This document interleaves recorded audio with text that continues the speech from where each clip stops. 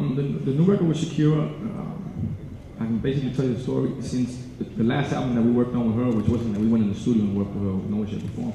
She kind of just came over and asked for ideas and what was going on. She wanted to be back. She said, I want to tap into the Latin roots, but from the streets. I said, there's this movement called Mambo in Dominican Republic. This guy named Cata, he's got big records down there. You might want to listen to him. She loved Loca, she loved Rabiosa, and she did another one called Thinking of You. Something like that. Okay, right now. And she was supposed to be in your other track. She was supposed to be, but this is how it happened. So, like I said, Sin Los Dientes Afuera, creating the relationship with Shakira, which is an amazing artist and person. She, gained trust as far as what we were listening to and records that we were looking at. So when I sent her over Give Me Everything, she was going through some personal things. Didn't knock out Give Me Everything.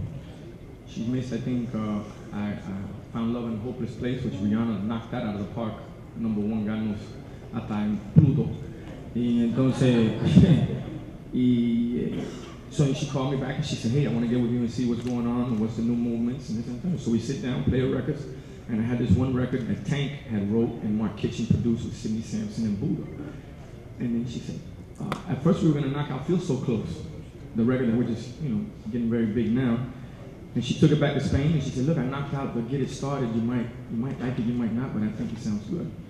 So when I heard it, I was like, does it sound good?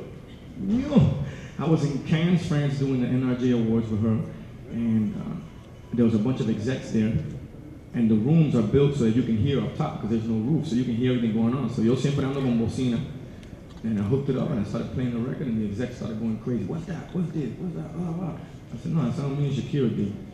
So that's where the hype started on the record.